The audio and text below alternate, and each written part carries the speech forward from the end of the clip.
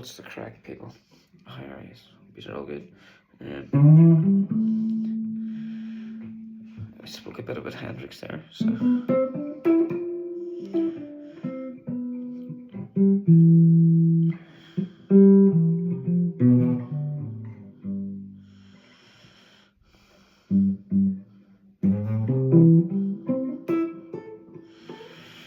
So I thought it would be interesting to talk about another guitar player who everybody loves and many people question, which is Eric Clapton. What I just played wasn't really very typical of Eric Clapton at any stage in his career. More like Ritchie Blackmore. I've become a big fan of Ritchie Blackmore. I think he's a great player, man. I think he's got to be. I don't know. I mean, but for me, he's great player. Maybe we can do the next video on Ritchie Blackmore. But yeah, Clapton. I took a lot from Clapton, as I did from Hendrix, you know. I mean, I think those are pretty kind of essential wee troughs that we all gotta go and drink from at some point, you know what I mean? Quench the thirst of some ambitious, youngling, you know. Get in there and drink from Al Clapton's trough. And you know, you might pick up a thing or two. So the Clapton that I first come to know, I mean, I always heard of him. I was a massive Hendrix fan, so I didn't want to hear any Clapton. It wasn't doing anything for me. Then I got a little bit older, maybe a little bit wiser, a little bit more open-minded, and my ears got better. And I realized that just because, you know, I love Jimi Hendrix doesn't invalidate what Eric Clapton done, you know. So I got stuck into the Beano wall then. Let me see, certain moves you would do, here we go. That was really a signature, you know, just a little, you know, minuscule phrase that was a big part of his vocabulary and very tastefully employed. Peter Green, whenever he replaced him in the band, you know. But I think Clapton, even when he went in for Cream, for a short while, he retained that probably like immeasurable or unmatchable or, you know, ability, like the song White Room or something, where you know, he would just bend into it in such a way, it was lyrical. But he would do those, like, let me think. What way would he have played? Would he have done these?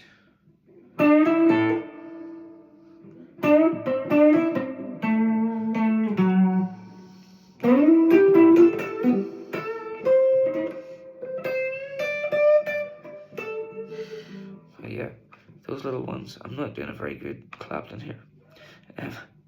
But he does this little one as well. So rather than bending up from the minor third, you know, like a quarter tone or whatever it might be, there's infinite scope there really to express yourself, I find, with that.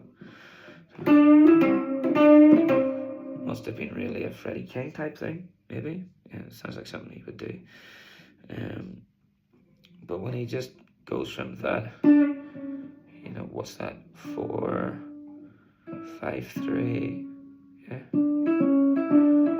to that one. But he wouldn't play it like that. He wouldn't go, like, that's very tidy and nice, and probably you could play it around the old corner market. But Hendrix had his shit, you know, hooked. His sound, like, think of even like Eddie Van Halen, which sounds like a ridiculous comparison, but it's just having the amp absolutely fired up. So that one.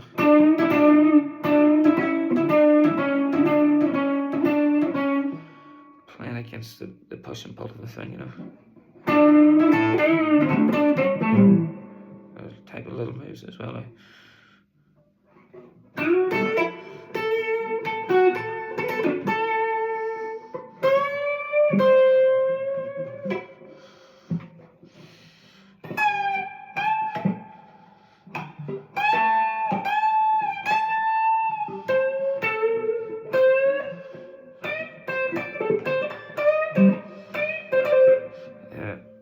very funny way of phrasing.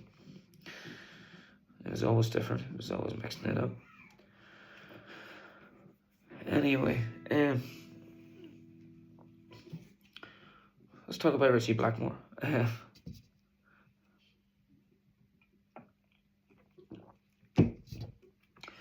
Again, a very happy case of getting a bit more sense when you're older and relaxing and all of that stuff. And next thing, you hear what you think is Jimi Hendrix about to kick into solo on a song you didn't even realize he had played on. And you hear him flash through for 2, 3, 4 bars. So that's some of Hendrix's best stuff there. Great sound, lovely. It's one of the nicest Strat sounds I've heard. And then suddenly it starts going into some neoclassical thing, you know, and jazzy little bits and all of that. You go, oh wait, this is who's this? Is it Django Reinhardt or something, you know? But yeah, I think Richie Blackmore is really good. He's got his own style, hasn't he? He's got his own style. He can do all the blues stuff. He can be a whole lot more inventive. Besides that, his phrasing's great and all that, isn't it? Old Richie. Oh, Richie Blackmore. Yeah. So, we'll have a quick look now, right? In an effort to repair any damages incurred and rescue this whole situation, right? We'll have a quick go. So,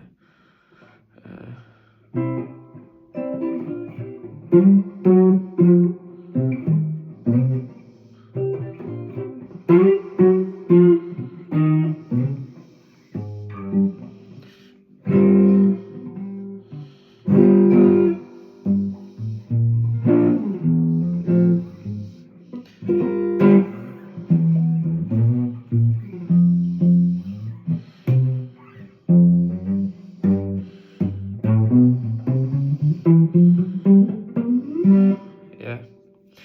So that was the Hendrix version, wasn't it? With Lulu. But so when it comes to Hendrix's solo and that, what does he do? He's over here somewhere, isn't he?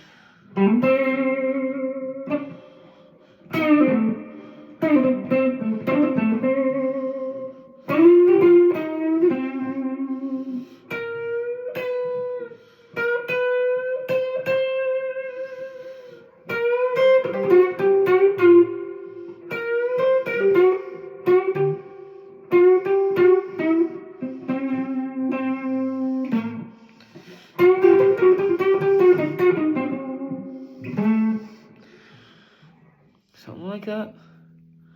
I think by the time he got to the last waltz, it was quite nice.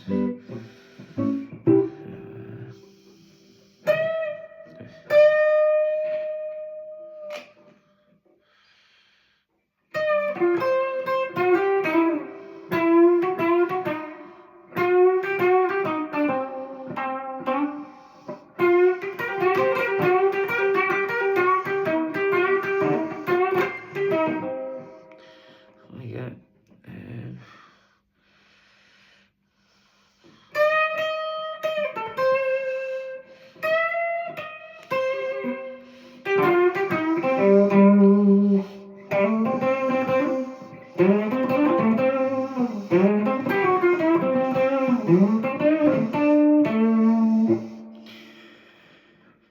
Yeah, I think that just about gets me off the hook. Mysticism, man. Hendrix was good. Clapton, brilliant. Richie Blackmore, though, come on, man. If you know, you know.